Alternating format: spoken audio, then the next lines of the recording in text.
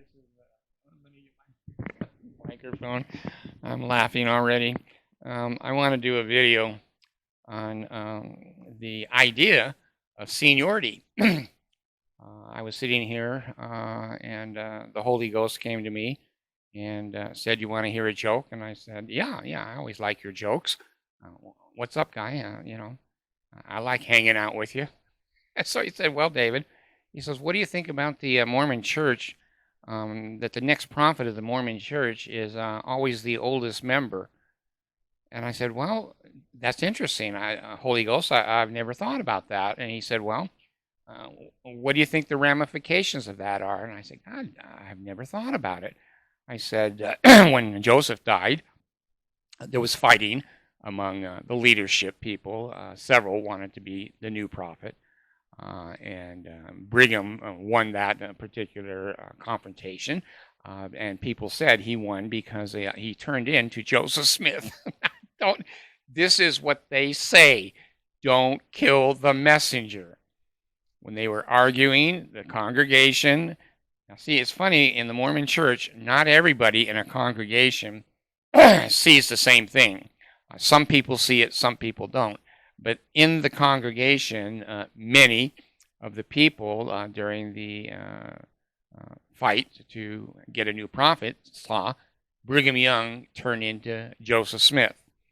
Now, he looked like him, I guess. Did he dress like him? Did he have Helen Mar Kimball, the 8th grader, hanging on his elbow? No. Brigham had the, I can't remember her name right now, the 15-year-old. Joseph and Brigham were really into 8th grade girls. And when I was in 8th grade, I was into them too. But, once I turned, here we go. Hi, this is David. I'm on a video, so be careful what you say. Okay.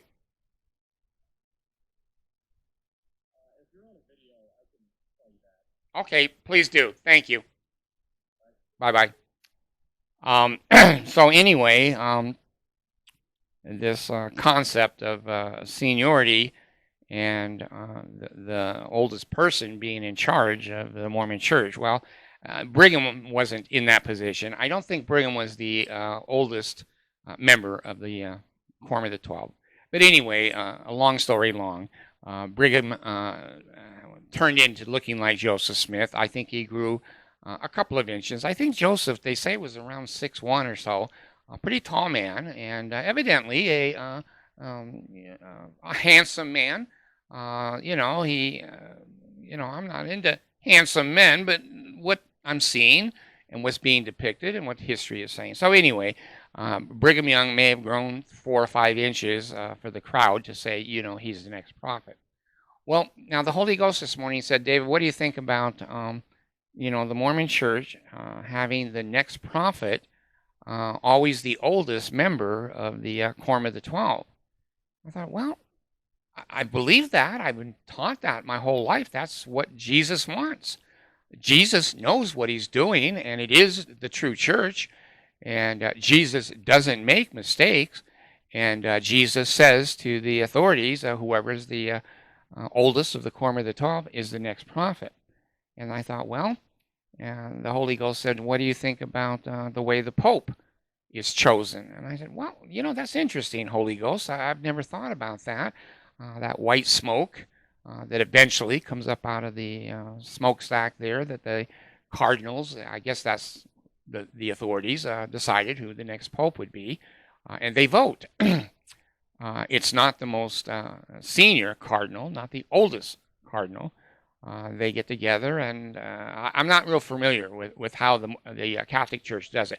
But evidently, a pope is chosen on some kind of validity of intelligence, language. They all speak many languages because they serve the whole world. So the Holy Ghost said to me, "Well, David, what do you think of the difference between the Catholics choosing a pope and the Mormons taking the most senior member?" I said, "Well, I'm old now. God, I'm pushing 80 years old, and I do have some wisdom. I have some experience. I have some judgment. I have some, life experience, so it makes some sense to me. And the Holy Ghost said, you can't remember shit sometimes. Well, yes, sir. You're right. I can't. And sometimes, David, you say the wrong words even on your videos. You make a fool of yourself. You'll say something and then change the words, change it. Well, yeah, but I'm old. Oh, I see the point. I'm starting to see the light. When I worked construction in California, Los Angeles, I was a glazer. Me and Brigham Young will work on the windows of heaven together. We used to have a saying in construction that there's a difference between a man who has 20 years on the job and 20 years experience. I didn't know that when I was younger, what that meant. That meant, basically, my interpretation now is that you may have worked for a company or an employer or whatever for 20 years, and you've done employment for 20 years. But you may not have had 20 years experience. You may have been just experienced in one little area of the company. So in construction, we always made a comparison that there's some people, they can be on the job a long time and still be an absolute moron. They know one piece of the job. And I thought, well, does that have anything to do with Nilsson? I don't mean to pick on the man. He's 100 now. And basically, he was a brilliant surgeon. No doubt, an absolute Einstein of a surgeon and helping mankind. But does that mean that he knows anything else about life? Holy Ghost said no. It may not extrapolate across his whole life. It may be that one segregated, stereotyped area that he's a genius in. But when he comes out of the operating room, when he goes to the restroom, he can't find the toilet paper or doesn't know how to flush the toilet. God, I never thought about that. Yeah. That seems to be a true principle. Now, the Holy Ghost kind of expanded on this a little bit. He said, well, David, you worked in nursing homes. I said, yeah, when I was young. I took care of R.C. Merriam of the Merriam-Webster Dictionary in Ojai, California. I took care of him for 2 or 3 years. He had Parkinson's disease, and he was the heir to the Merriam-Webster Dictionary.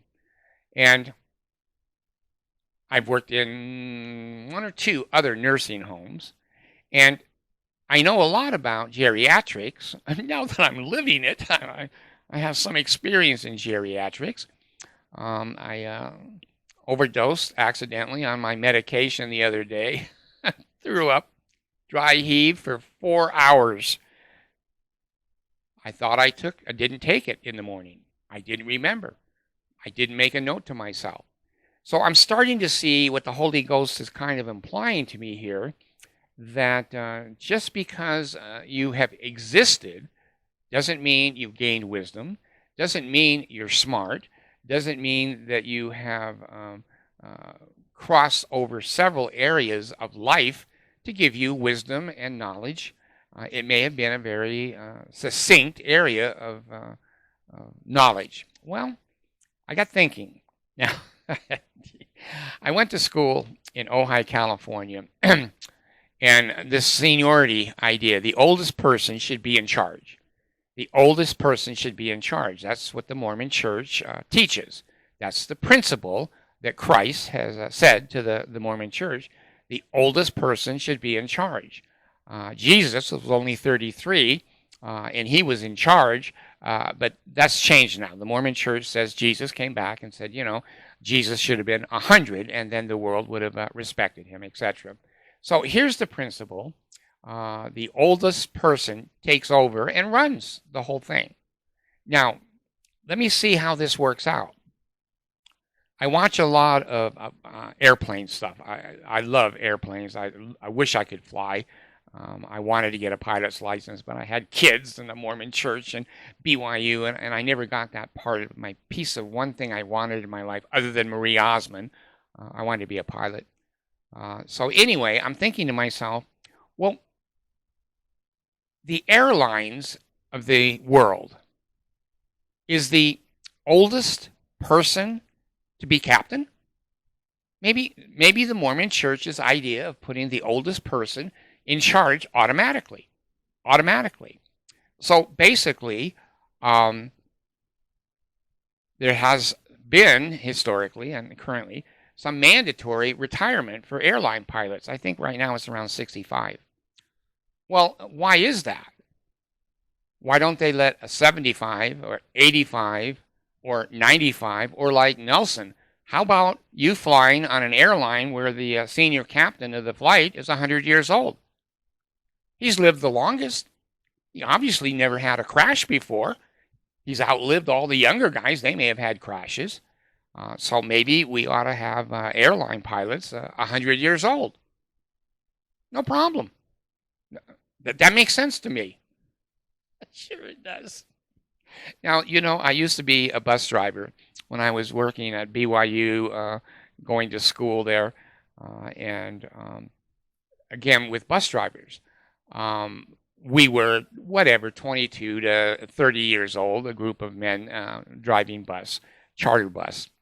And I'm thinking, if I was a BYU student and I transported the BYU football team, I can't think of his name now, Edwards, I'll think of it. But anyway, how would you and I feel if we got on an airplane and the pilot was 100 years old? Would he be up to date on all of the automatic braking systems and all the automatic GPS systems and the autopilot? Would he be totally up to date? I can't even I'm only 77, and basically I can't get up to date on social media, but you and me, we may want pilots that are 100 years old. That makes sense. They're out of social media. They're out of experience. They were around when just soon after the Wright brothers flew the first airplane. These guys got experience. He's 100 years old. He's got experience. And then I got thinking, well, when I drove charter bus, if I had been 100 years old and I was standing outside the bus, I remember taking the BYU students and the Harold B. Jones, Jones Paint and Glass. He was the stake president. We used to drive him to Manti, and the BYU people to Manti Temple before they built the original Orm Temple. If they came to my bus and I was 100 years old and the driver, how much confidence do you think? Would you get on a bus with a bus driver that's 100 years old? Maybe you would, because you got on a religion where a guy is 100 years old. So you may. Would you get on an airplane and fly internationally with a pilot that is 100 years old? Maybe you will. Jesus protects you. You have your garments. You can wrap your garments around your head, on your body. If he goes down, you're still going to be okay. You're protected. So I'm thinking, well, the senior person on the job may not have 20 years experience, but they've been 20 years on the job. And basically, the seniority has some validity that you have dealing with people that know the system a little bit. But age itself is the kiss of death. It's the kiss of death. I'm thinking again, my experience in nursing homes and my experience with Mr. Miriam. Mr. Miriam was a brilliant man, very highly intelligent, brilliant man. He had Parkinson's. He couldn't go to the bathroom by himself. He couldn't feed himself. He couldn't remember. I had to hold him in the pool like a baby because he couldn't swim anymore. But he was the senior person for Merriam-Webster Dictionary. Now, the other thing that I've seen is that working in nursing homes. My child has worked in them. I've worked in them. My spouses have worked in them. So we know a little bit about geriatrics. Would you want to go to any nursing home and get the person who has been there the longest and put them in charge of your new corporation? Maybe you would. Maybe if you're LDS, that can make sense to you. But see, I'm not. That doesn't make sense to me because I've been in nursing homes. I don't know if you want to go to the lockdown unit, the dementia unit. I don't know if you want to go to the unit where I had the one man that used to come out almost every day. I think in Connecticut, and he would be naked. He would walk out of the nursing home naked every day, and we would get a call from the police, and they would say basically, David, Jim is out. Go get him. I'd go get him, bring him back in. So there's some combinations here that it's not black and it's white. Now, if you're Mormon, it's everything is black and white. It's true or it's untrue. You have nothing in the gray area, and nothing in the gray area up here either. But be that as it may, there's advantages to having older people. They may have some wisdom, experience, some knowledge, especially in life, that could be helpful to younger people, and they may lead corporations. We see many presidents of the United States have been in their 60s, 70s. We've seen some, John Kennedy, 40s, but there can be some advantages to youth, age, wisdom, experience. Now, with the Catholics voting on who's going to be the new pope, that makes sense to me. That he has to be somebody that is qualified. Is qualified, not just by living long, but qualified by age, education, and experience. Well, in the Mormon church, he doesn't have to be. You can have somebody live a long, long time and be an idiot, but they become the prophet. We've had many of those. So the seniority idea and the way the Mormon church passes the baton of Jesus, the Jesus baton to the next person, doesn't make a lot of sense to me. An airline pilot, I don't think should be piloting at 100 years old. I don't want a bus driver at 100 years old. And there's few other legitimate occupations that a 100-year-old can manage. Like I said, I mixed up my meds the other day because why? Am I uneducated? Of course not. I'm well educated, but I'm old. I don't remember. Did I take them this morning? I didn't take them this morning. Oh, I'll just take extra ones, and then I'm sick all day. So this idea of the longest person living gets to run 17 million. That's not 17 million, but I have to keep quoting that because that's what the Mormon Church says it is. 17 million members. Now, let me give you a final example here of the seniority and the longest person on the job or the oldest person. When I was in high school in Ojai, California, I went to Nordhoff High School, and we had a man there that was, well, he was a student. Yes, he was a man, and he was a student. Preston Akins. I can't even say his name without laughing. Preston was probably 6'1", in 10th grade, probably 280 pounds. And you didn't fuck with Preston. He was the man. Now, we were all, whatever, 15, 16, 17. And if we follow this Mormon principle, Preston, under the Mormon concept of leadership, should have been running the world, the school, the employment. He was the oldest senior of our class. He was 26. And he didn't even graduate that year, but he was the oldest one. And in the Mormon church, he'd be the prophet. He's not the sharpest tool in the shed. He's not the brightest star in the sky. He's a few fries short of a Happy Meal. So this principle is flawed. When you're black and white, everything works. Everything works when you're black and white. But when you're a real human being, and when you're in the process of learning and developing and educating yourself and experimenting with life and interacting with people. There's many components to leadership: wisdom, understanding, compassion, pride, employment, education. Just being the oldest asshole in the group, Preston should have been governor of California. He was the oldest. He was the oldest. So that principle, I think, is flawed. And I think the Catholic Church is a little closer to making sure that they have leadership that is capable and competent. Now, the other thing that you get, and Steve Benson mentioned this in a couple of communications, that Ezra Taft Benson, I think it was his grandfather, basically had dementia, couldn't even sign a document. And I'm seeing that myself now. When I have to sign documents, I'm blind. I can't see shit. I can't see the line. People have to put my finger down on it. It looks like shit. It looks like I'm an idiot. And physically, I am. Physically, I am.